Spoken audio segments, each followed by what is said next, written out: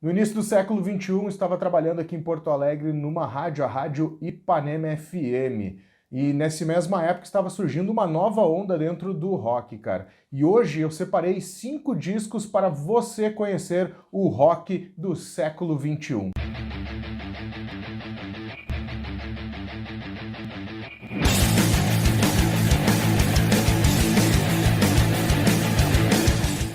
Fala Disconnectors, tudo numa boa? Marcelo Scherer na área, espero que esteja tudo bem com vocês. Bem, antes de iniciarmos o vídeo de hoje aí falando sobre os 5 discos para você conhecer o rock do início do século XXI, quero te convidar a passar aí na plataforma desconecta.com.br, a plataforma que conecta a comunidade de colecionadores de discos. Se você tem alguns discos parados aí em casa e quer vendê-los, entra lá na desconecta.com.br, te cadastra esses discos por lá. Agora, se você é comprador e quer aumentar ainda mais a sua coleção, já pode passar por lá, já estamos com centenas de álbuns, talvez você ache aí um item para aumentar e enriquecer a sua coleção.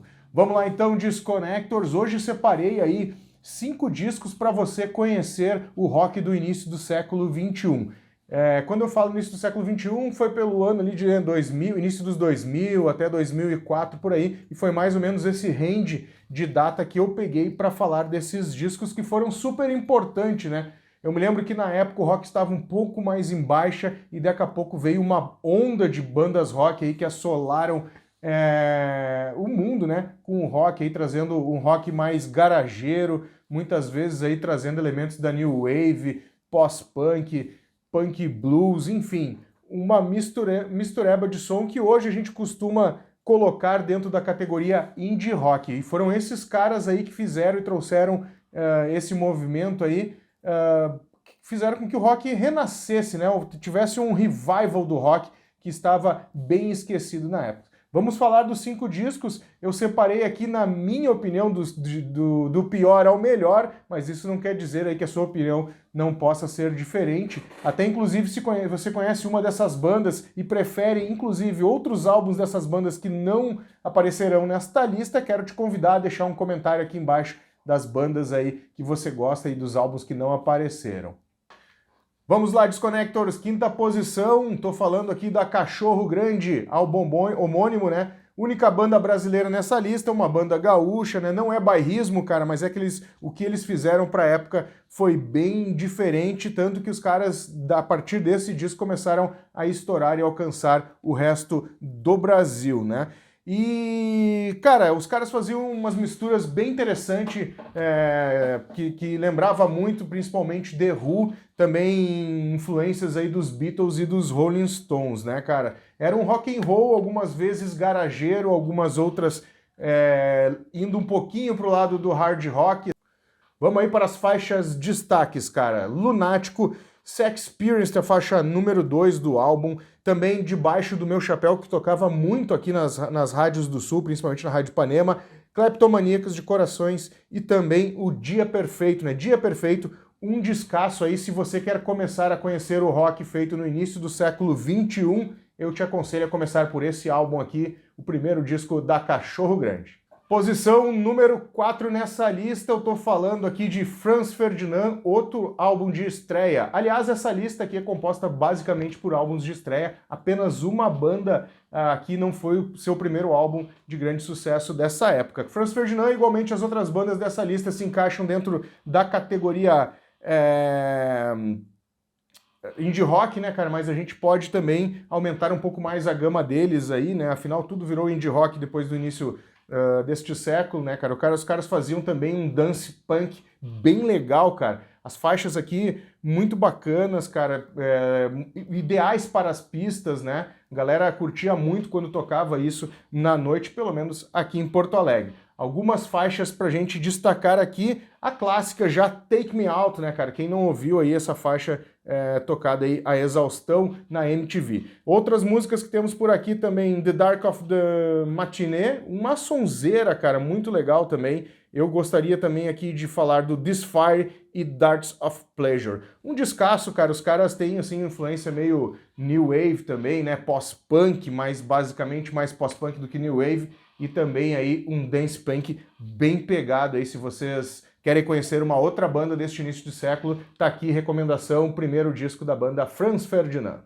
Se você gosta desse tipo de conteúdo, não deixe de te inscrever no canal, tem um botãozinho de inscreva-se aqui embaixo e a gente vai para a terceira posição dessa lista, cara. Eu estou falando do disco, mais um disco de estreia do The Killers, Hot Fuzz, cara. Um descasso, cara. Aqui os americanos, cara, encontram uma mistura bem interessante aí, que vai de new wave, muitos teclados, né, cara, as músicas com muitos teclados, lembrando em alguns momentos os synth pops aí, influenciados por New Order, Duran Duran, Depeche Mode, essa galera toda aí fizeram a cabeça desses americanos e eles misturaram tudo isso, obviamente com uma timbragem mais atual, inclusive até a timbragem daquela época já era bem à frente, tanto que você vai ouvir o disco hoje, os timbres de teclados e guitarras ainda se mantêm atualizados, né? Não é aquela sonoridade que tu percebe que se perdeu com o tempo, né? Perdeu a conexão. Ouvindo as músicas hoje em dia, você percebe que os timbres dos instrumentos, seja teclados, guitarras, baixos e batera, se mantêm muito atuais. Faixas de destaque, cara, que eu colocaria para você, se não conhece ainda, cara, seria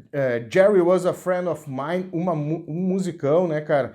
Também All These Things That I've Done, e as duas clássicas, os dois singles desse álbum, eu tô falando de My Bright Side e também Somebody Told Me, duas músicas que tocaram a exaustão neste início do século XXI. Então essa aí, terceira posição, The Killers, Hot Fuzz. Vamos aí para a segunda posição, eu estou falando aí de The White Stripes com o seu quarto álbum Elephant. Isso mesmo, cara, como eu comentei em alguns pontos anteriores ali, algumas posições anteriores, essa é a única banda na qual não está nessa lista e que a gente está falando de um álbum, de um primeiro álbum lançados por eles, né, um álbum debut. Esse disco aqui, cara, ele influenciou diversas bandas na época, né, cara, até porque tem uma sonoridade muito garageira, né, um rock garage, um rock energético, que acabou pegando e conquistando o mundo inteiro, lançado em 2002, banda aí formada pelos americanos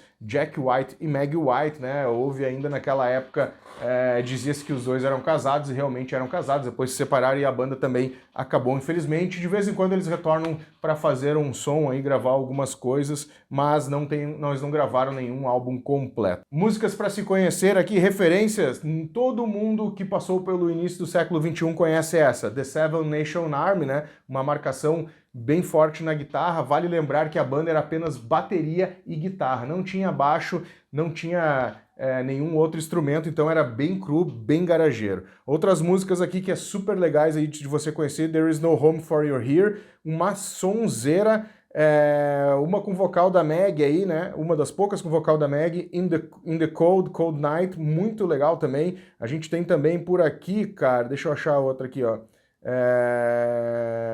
I Just Don't Know, deixa eu achar outra aqui. I Just Don't Know What to Do With Myself. I Just Don't Know What... Deixa eu achar outra aqui. I Just Don't Know What to Do With Myself. Uma sonzeira, cara. Esse disco aqui vale muito aí a galera conhecer. Muita gente torce o nariz porque realmente é um som mais garageiro, mais lo-fi, uma gravação mais crua, digamos assim, e tem uma galera que não gosta muito, mas eu recomendo aí, segunda banda desta lista aí, né, segunda posição, The White Stripes com Elephant. Então a nossa primeira posição, e eu estou trazendo aqui, cara, Is This It do The Strokes. Esse aqui foi o álbum que realmente fez estourar uma nova onda de rock no mundo, né, cara? Lembrando, né, vale lembrar aí, se você não viveu aquela época ou se viveu e não está lembrado, o rock estava realmente em baixa nessa época. Essa minha edição aqui é a edição brasileira, né? Essa capa acabou sendo trocada depois, né, nas novas edições, porque era muito obscena, né? Um moralismo barato aí, né, que a galera tinha na época.